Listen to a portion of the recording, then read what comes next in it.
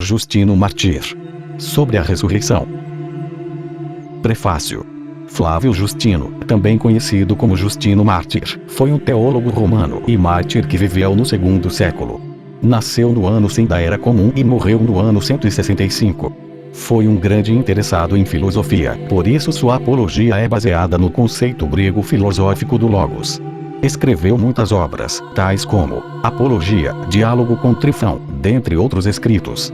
Esses escritos, juntos à patrística, são fundamentais para se entender a construção teológica do cristianismo ao longo do tempo, assim como entender como era o cristianismo dos primeiros séculos. Nessa pequena obra, chamada de Sobre a Ressurreição, Justino expõe sua argumentação em relação à ressurreição. Esse audiolivro é uma tradução livre, com base na versão inglesa do documento, disponível em domínio público. A tradução e produção desse audiolivro foi realizada pelo canal Livros Históricos. Para facilitar a compreensão do audiolivro, algumas alterações e simplificações foram feitas, visando a melhor compreensão do audiolivro. Capítulo 1. O poder de autoevidência da verdade. A palavra da verdade é livre e carrega a sua própria autoridade. Ela desdenha de cair sob qualquer argumento hábil, mas é acreditada pela sua própria nobreza e pela confiança devida àquele que a envia. A palavra da verdade é enviada por Deus, portanto a liberdade reivindicada pela verdade não é arrogante. Por ser enviado com autoridade, não cabia que fosse exigida a prova do que foi dito, visto que também não há nenhuma prova além de si mesmo, que é Deus. Pois toda prova é mais poderosa e confiável do que aquela que prova, visto que o que é desacreditado, até que a prova seja produzida, obtém crédito quando tal prova é produzida, e é reconhecido como sendo o que foi declarado ser. Mas nada é mais poderoso ou mais confiável do que a verdade, de modo que aquele que exige uma prova disso, é como aquele que deseja que se demonstre porque as coisas que aparecem aos sentidos aparecem. Pois a prova daquelas coisas que são recebidas por meio da razão é o sentido, mas do próprio sentido não tem razão além de si mesmo. Quando então trazemos aquelas coisas que a razão busca, para sentir e por meio dela julgar que tipo de coisas elas são, se as coisas faladas são verdadeiras ou falsas, e então não sentamos mais em julgamento, dando pleno crédito à sua decisão. Assim também referimos à verdade tudo o que é dito a respeito dos homens e do mundo, e por meio dela julgamos se é inútil ou não. Mas as declarações da verdade não julgamos por nenhum teste separado, dando todo o crédito a si mesmas. E Deus, o Pai do Universo, que é a inteligência perfeita e a verdade, e a palavra, sendo o seu Filho, veio a nós, tendo-se revestido de carne, revelando a si mesmo e ao Pai, dando-nos em si mesmo a ressurreição dos mortos e a vida eterna depois. E este é Jesus Cristo, nosso Salvador e Senhor. Ele, portanto, é a fé e a prova de si mesmo e de todas as coisas. Portanto, aqueles que o seguem e o conhecem, tendo a fé nele como prova, descansarão nele. Mas, uma vez que o adversário não cessa de resistir a muitos, e usa muitas e diversas artes para enlaçá-los, para que ele possa seduzir os fiéis de sua fé, e que ele possa impedir os infiéis de acreditarem, parece-me necessário que nós também, estando armados com as doutrinas invulneráveis da fé, batalhe contra ele em favor dos fracos. Capítulo 2. Objeções à ressurreição da carne. Aqueles que mantêm a opinião errada, dizem que não há ressurreição da carne, dando como razão que é impossível que o que está corrompido e dissolvido, seja restaurado da mesma forma como era antes. E além da impossibilidade, eles dizem que a salvação da carne é desvantajosa. Eles abusam da carne, alegando suas enfermidades, e declaram que ela é a única causa de nossos pecados, de modo que se a carne, dizem eles, ressuscitar, nossas enfermidades também surgirão com ela. E elaboram razões sofísticas como as seguintes. Abre aspas. Se a carne ressurgir, ela deve ressurgir inteira e possuidora de todas as suas partes, ou imperfeita. Fecha aspas. Mas seu imperfeito crescente, argumenta a falta de poder da parte de Deus, se algumas partes pudessem ser salvas e outras não, mas se todas as partes forem salvas, então o corpo terá manifestamente todos os seus membros. Mas não é absurdo dizer que esses membros existirão após a ressurreição dos mortos, visto que o Salvador disse que eles nem se casam, nem se dão em casamento, mas serão como os anjos no céu. E os anjos, dizem eles, não têm carne, nem comem, nem têm relações sexuais, portanto não haverá ressurreição da carne. Com esses e outros argumentos semelhantes, eles tentam desviar os homens da fé. E há alguns que afirmam que até o próprio Jesus apareceu apenas como espiritual, e não em carne, mas apresentava apenas a aparência de carne. Essas pessoas procuram roubar a promessa da carne. Primeiro, então, vamos resolver as coisas que lhes parecem insolúveis. Então, apresentaremos de maneira ordenada a demonstração concernente à carne, provando que ela participa da salvação. Capítulo 3. Se os membros terão as mesmas funções de agora.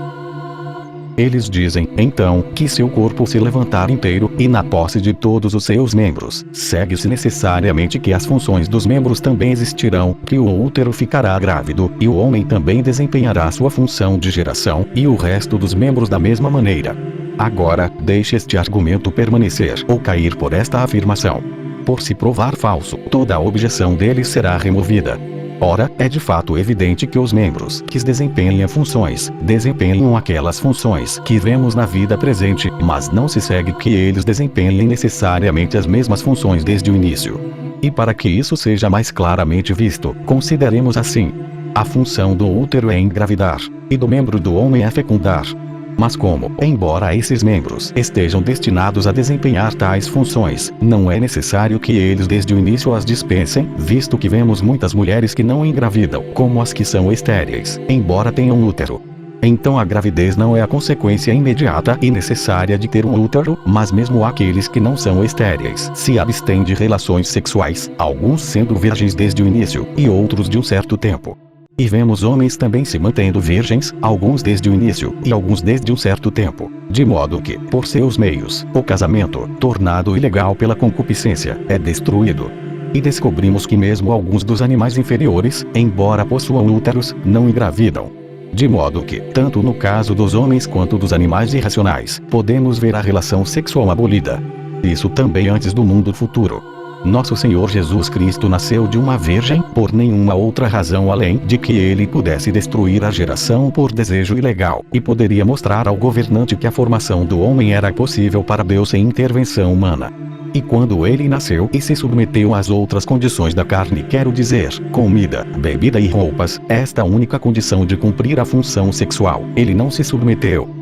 Pois, em relação aos desejos da carne, ele aceitou alguns como necessários, enquanto outros, que eram desnecessários, ele não se submeteu. Pois se a carne fosse privada de comida, bebida e roupas, seria destruída, mas sendo privado do desejo sem lei, ele não sofre nenhum dano. E ao mesmo tempo ele predisse que, no mundo futuro, a relação sexual deveria ser abolida, como ele diz. Abre aspas. Os filhos deste mundo se casam e são dados em casamento, mas os filhos do mundo futuro nem se casam nem são dados em casamento, mas serão como os anjos no céu. Fecha aspas. Não deixe, então, aqueles que são incrédulos se maravilharem, se no mundo vindouro ele acabará com os atos de nossos membros carnais que até mesmo nesta vida presente são abolidos. Capítulo 4. Sobre os membros deficientes na ressurreição. Eles dizem que se então a carne se levanta, ela deve subir da mesma forma que cai, de modo que, se morrer com um olho, deve nascer com um olho, se coxo, coxo, se defeituoso em qualquer parte do corpo, nesta parte o homem deve vir deficiente. Quão verdadeiramente cegos estão aos olhos de seus corações! Pois não viram na terra os cegos vendo novamente, e os coxos andando pela sua palavra. Todas as coisas que o Salvador fez, ele fez em primeiro lugar a fim de que o que foi falado a respeito dele nos profetas se cumprisse, para que os cegos recebessem a vista e os surdos ouvissem, e assim por diante, mas também para induzir a crença de que na ressurreição a carne ressurgirá inteira. Pois se na terra ele curou as enfermidades da carne, e fez o corpo são, muito mais ele fará isso na ressurreição, para que a carne ressuscite perfeita e inteira. Capítulo 5. A ressurreição da carne não é impossível. Mas, novamente, daqueles que afirmam que a carne não tem ressurreição, alguns afirmam que é impossível. Outros consideram quão vil e desprezível é a carne, não cabendo que Deus a refaça. E outros, que a princípio não receberam a promessa.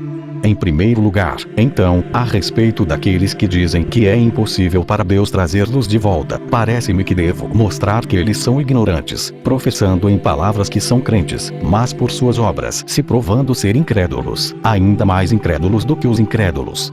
Pois, vendo que todos os pagãos acreditam em seus ídolos, e estão persuadidos de que para eles todas as coisas são possíveis, muitos parecem ser mais incrédulos do que eles. Pois, se os pagãos acreditam em seus deuses, que são ídolos, eles podem fazer todas as coisas, embora sejam apenas demônios, como diz a Escritura, muito mais devemos nós, que temos a fé certa, excelente e verdadeira, crer em nosso Deus, visto que também temos provas de seu poder, primeiro na criação do primeiro homem, pois ele foi feito da terra por Deus, sendo esta a evidência suficiente do poder de Deus. E então, aqueles que observam as coisas podem ver como os homens são gerados uns pelos outros, e podem se maravilhar em um grau ainda maior que de uma pequena gota de umidade, tão grande uma criatura viva seja formada. E certamente se isso fosse apenas registrado em uma promessa, e não visto cumprido, isso também seria muito mais incrível que o outro, mas torna-se mais credível pela realização. Mas mesmo no caso da ressurreição, o Salvador nos mostrou realizações, das quais falaremos um pouco. Mas agora estamos demonstrando que a ressurreição da carne é possível, pedindo perdão aos filhos da igreja, se aduzimos argumentos que parecem seculares e físicos. Primeiro, porque para Deus nada é secular, nem mesmo o próprio mundo, pois é sua obra. E em segundo lugar, porque estamos conduzindo nosso argumento de modo a encontrar os incrédulos. Pois se argumentássemos com os crentes, bastaria dizer que acreditamos, mas agora devemos prosseguir por meio de demonstrações. As provas anteriores são de fato suficientes para evidenciar a possibilidade da ressurreição da carne, mas uma vez que esses homens são extremamente incrédulos, apresentaremos ainda um argumento mais convincente ainda. Um argumento extraído não da fé, pois eles não estão dentro de seu escopo, mas de sua própria incredulidade materna. Quero dizer, é claro, de razões físicas. Pois se por tais argumentos provarmos a eles que a ressurreição da carne é possível, eles certamente são dignos de grande desprezo, se não puderem ser persuadidos, nem pelas libertações da fé, nem pelos argumentos do mundo. Capítulo 6. A ressurreição consistente com as opiniões dos filósofos. Aqueles, então, que são chamados de filósofos naturais, dizem, alguns deles, como Platão, que o universo é matéria e Deus. Outros, como Epicuro, dizem que são átomos e o vazio. Outros, como os estoicos, que são de 4 elementos, fogo, água, ar e terra. Pois é suficiente mencionar as opiniões mais prevalentes. Platão diz que todas as coisas são feitas de matéria por meio de Deus, de acordo com seu desígnio, mas Epicuro e seus seguidores dizem que todas as coisas são feitas do átomo e do vazio por algum tipo de ação autorreguladora do movimento natural dos corpos, e os estoicos, que todos são feitos dos 4 elementos, Deus os permeando. Mas, embora haja tal discrepância entre eles, existem algumas doutrinas reconhecidas por todos eles em comum, uma das quais é que nada pode ser produzido a partir do que não existe, nem nada possa ser destruído ou dissolvido no que não tem nenhum ser, e que existam os elementos indestrutíveis a partir dos quais todas as coisas são geradas. E assim sendo, a regeneração da carne, de acordo com todos esses filósofos, parecerá possível. Pois se, de acordo com Platão, é matéria e Deus, ambos são indestrutíveis e Deus, sendo que Deus de fato ocupa a posição de um artífice, a saber, um oleiro, com a matéria ocupando o lugar da argila, ou algo parecido. Aquilo, então, que é formado de matéria, seja uma imagem ou uma estátua, é destrutível, mas a matéria em si é indestrutível. Assim, o artista desenha na argila e dá forma de um animal vivo, e, novamente, se sua obra for destruída, não é impossível para ele fazer a mesma forma, trabalhando com o mesmo material e moldando-o de novo. De modo que, de acordo com Platão, também não será impossível para Deus, que é indestrutível, e também tem material indestrutível, mesmo depois que o que foi formado pela primeira vez seja destruído, de torná-lo novamente e fazer da mesma forma como era antes. Mas mesmo de acordo com os estoicos, sendo o corpo produzido pela mistura das 4 substâncias elementares, quando este corpo foi dissolvido nos 4 elementos, estes permanecendo indestrutíveis, é possível que recebam uma segunda vez a mesma fusão e composição, de Deus os permeando, e assim refazer o corpo que eles fizeram anteriormente. Como se um homem fizesse uma composição de ouro e prata, latão e estanho, e então desejasse dissolvê-la novamente, de modo que cada elemento existisse separadamente, tendo-os misturado novamente. Ele pode, se quiser, fazer a mesma composição que havia feito anteriormente. Novamente, de acordo com Epicuro, os átomos e o vazio sendo indestrutíveis, é por um arranjo e ajuste definidos dos átomos conforme eles se juntam, que todas as outras formações são produzidas, e o próprio corpo, e sendo com o decorrer do tempo dissolvido, é dissolvido novamente nos átomos dos quais também foi produzido. E como estes permanecem indestrutíveis, não é de todo impossível que ao se reunir novamente, e receber o mesmo arranjo e posição, eles devam fazer um corpo de natureza semelhante ao que foi anteriormente produzido por eles, como se um joalheiro fizesse em mosaico a forma de um animal, e as pedras fossem espalhadas pelo tempo ou pelo próprio homem que as fez, pode juntá-los novamente e dispor deles da mesma maneira, fazendo a mesma forma de um animal. Será que Deus não seria capaz de coletar novamente os membros decompostos da carne, e fazer o mesmo corpo que foi anteriormente produzido por ele? Capítulo 7. O corpo é valioso à vista de Deus. Mas a prova da possibilidade da ressurreição da carne eu demonstrei suficientemente, em resposta aos homens do mundo. E se a ressurreição da carne não é considerada impossível pelos princípios, mesmo dos incrédulos, quanto mais ela será encontrada de acordo com a mente dos crentes.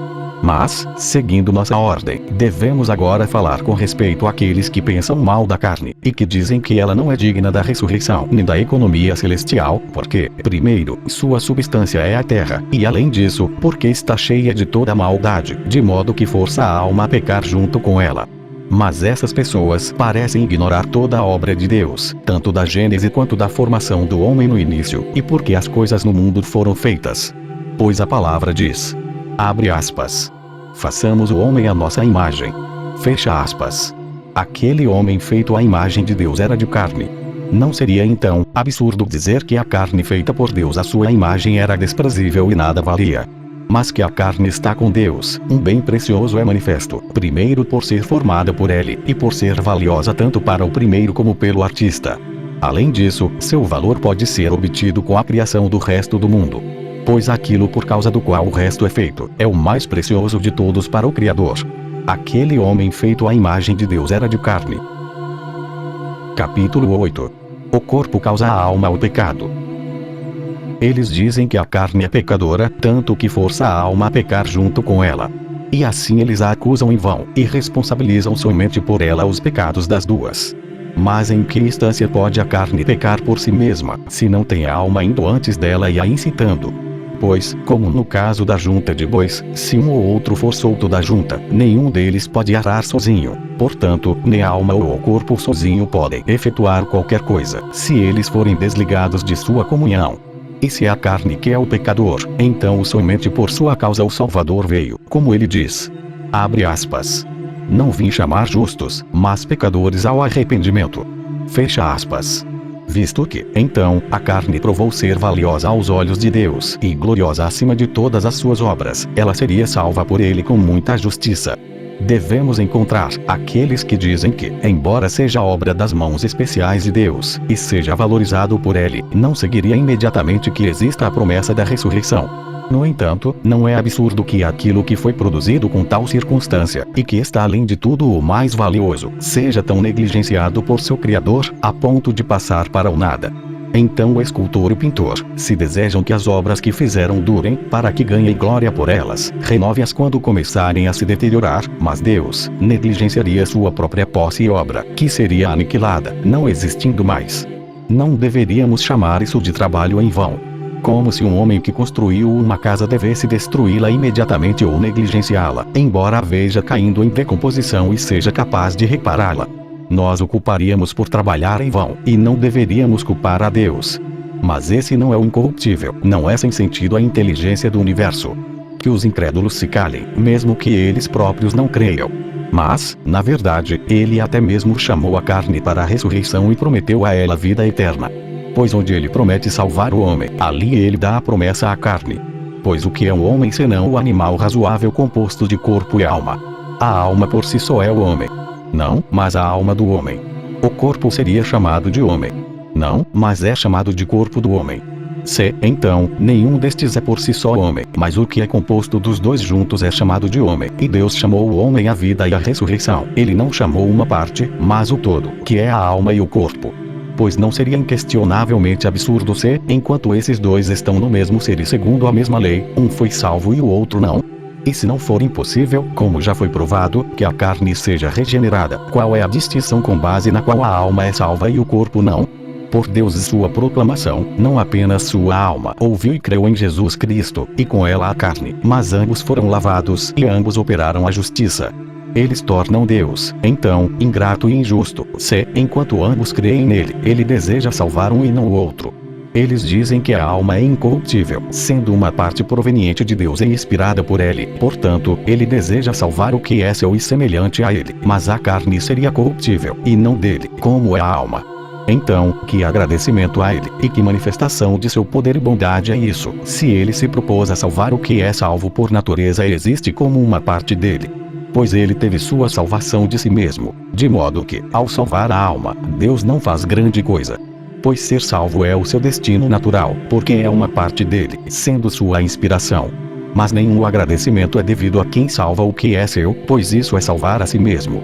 Pois aquele que salva uma parte, salva-se por seus próprios meios, para que não se torne defeituoso nessa parte, e este não é o ato de um bom homem. Pois nem mesmo quando um homem faz o bem a seus filhos e descendência, alguém o chama de bom homem, pois até mesmo o mais selvagem dos animais também faz, e de fato, de bom grado suporta a morte se necessário, por causa de seus filhotes. Mas se um homem realizasse os mesmos atos em favor de seus escravos, esse homem seria justamente chamado de bom. Portanto, o Salvador também nos ensinou a amar nossos inimigos, visto que, ele disse que se amássemos aqueles que nos amam, que gratidão teríamos. Mas ele nos mostrou que é uma boa obra não apenas amar os que são gerados por ele, mas também os que são de fora. E o que ele ordena sobre nós, ele mesmo o faz antes de tudo. Capítulo 9. A ressurreição de Cristo, a prova que o corpo ressuscita. Se ele não precisava da carne, por que a curou? E o que é mais forte de tudo, ele ressuscitou os mortos. Por quê? Não era para mostrar o que a ressurreição deveria ser. Como então ele ressuscitou os mortos? Suas almas ou seus corpos? Ele ressuscitou os dois. Se a ressurreição fosse apenas espiritual, era necessário que ele, ao ressuscitar os mortos, mostrasse o corpo separado por si mesmo e a alma vivendo separada por si mesma. Ele não o fez, mas ressuscitou o corpo, confirmando nele a promessa de vida. Porque ele ressuscitou na carne em que sofreu, a não ser para mostrar a ressurreição da carne. E desejando confirmar isso, quando seus discípulos não sabiam se deviam crer que ele havia verdadeiramente ressuscitado em corpo, e estavam olhando para ele duvidando, ele disse-lhes, abre aspas, vos ainda não tendes fé, vede que sou eu. Fecha aspas. E ele mostrou-lhes as marcas dos cravos em suas mãos. E quando foram persuadidos por todo tipo de prova de que era ele mesmo, e no corpo, pediram-lhe que comesse com eles, para que pudessem, assim, ainda mais precisamente, averiguar que ele havia em verdade ressuscitado corporalmente. Assim, ele comeu favos de mel e peixes.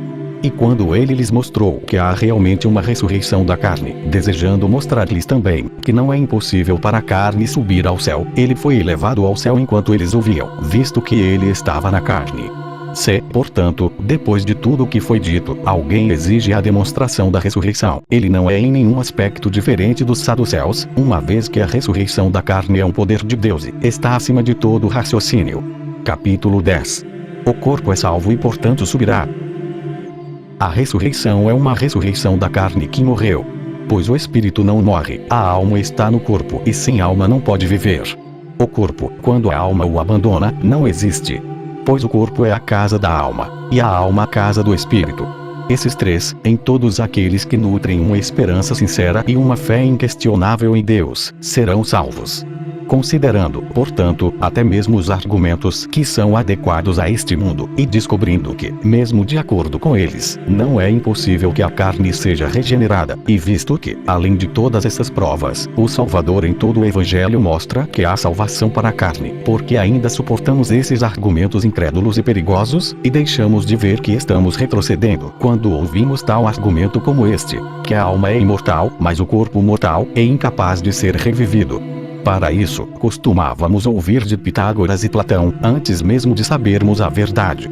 Se então o Salvador disse isso, e proclamou a salvação apenas para a alma, que coisa nova, além do que ouvimos de Pitágoras e Platão e de todos os seus bandos, ele nos trouxe. Mas agora ele veio proclamar as boas novas de uma nova e estranha esperança aos homens.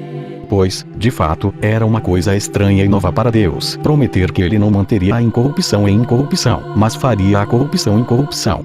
Mas porque o príncipe da maldade não poderia de outra maneira corromper a verdade, ele enviou seus apóstolos homens maus que introduziram doutrinas pestilentas, escolhendo-os dentre aqueles que crucificaram nosso Salvador. Esses homens levavam o nome do Salvador, mas fizeram as obras daquele que os enviou, por meio de quem o próprio nome foi falado. Mas por que não permitimos que a carne satisfaça seus desejos? Porque não imitamos os médicos que, quando recebem um paciente desesperado e incurável, permitem que ele ceda aos seus desejos? Porque eles sabem que ele está morrendo. E isso, de fato, aqueles que odeiam a carne certamente o fazem, lançando-a fora de sua herança, tanto quanto podem. Pois por isso também o desprezam, porque em breve se tornará um cadáver. Mas se nosso médico Cristo, Deus, tendo nos resgatado de nossos desejos, regula nossa carne com sua própria regra sábia e temperada, é evidente que ele a guarda dos pecados, porque possui uma esperança de salvação.